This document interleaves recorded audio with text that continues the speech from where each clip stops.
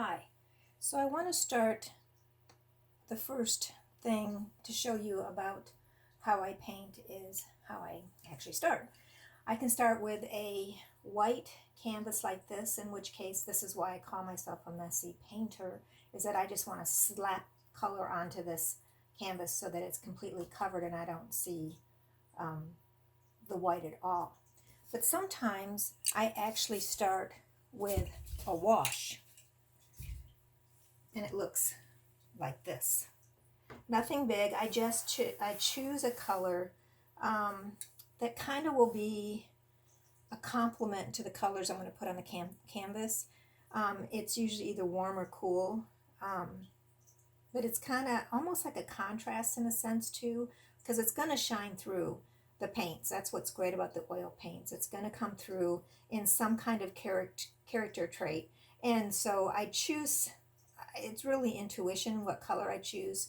Um, but I just look at what I'm going to paint, my subject matter, and then I choose something to cover the white. But I also, and this is just a wash with the oil and I let it set.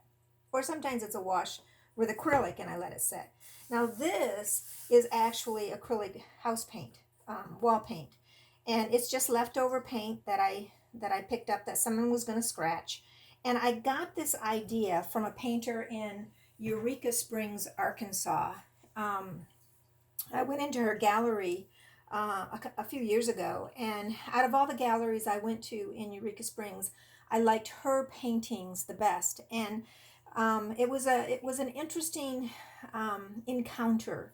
Her name is Jody Stevenson, and when I went into her gallery, she had, I mean, just hundreds of paintings, and they were all just beautiful paintings. There was just a quality to them that I didn't see with the other great paintings that I saw.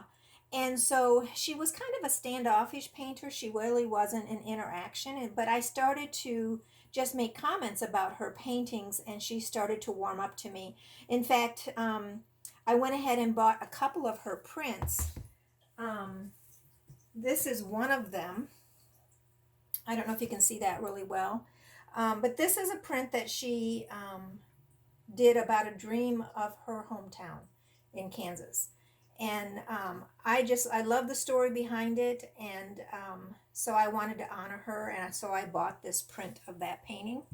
Also, she had this little painting. And this was in a bigger format too, but I didn't want to spend a whole lot of money on someone else's art at that point in time since I was on a 30-day long trip. And so I bought this print as well. And I love the symbolism of the dove and peace and light. And so, again, I wanted to honor her, but I wanted to remember the encounter that I had with her as well. And the neat thing about that encounter is that when I was walking out to my car, she came running after me and she actually gave me a copy of her book that talks about her art and the journey that she has had as an artist. In case you can't see it, it's called Faltering Towards Perfection: Art, Faith, and Everything in Between, Jody Stevenson. And I have to say that that is exactly what being an artist is all about. It's faltering towards perfection because art is not about perfection.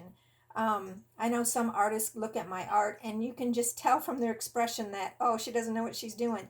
But yet again, I can look at other people's art and say, and think the same thing. Is that art? But beauty is in the eye of the beholder. So she was just a great example for me when it came to loving my art.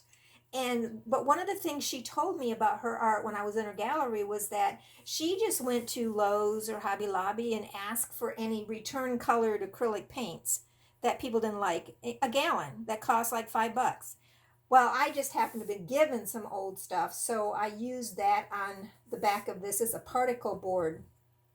So I used that on the back, and I'm actually going to do I like this green, but I'm actually going to do a sunset scene on here that has the greens in the landscape, but yet it'll have the golds and yellows for the sunset. So this will actually, it's going to be this way, and this will actually be a really good bring continuity to the whole painting, even though it's going to have a contrast between the yellow oranges and the green below. So I'm looking forward to starting this. But this is basically how I would start a painting.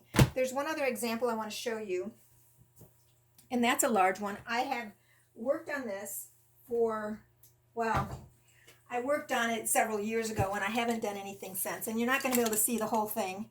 But basically, this is a white canvas that I actually drew in a scene from Tuscany.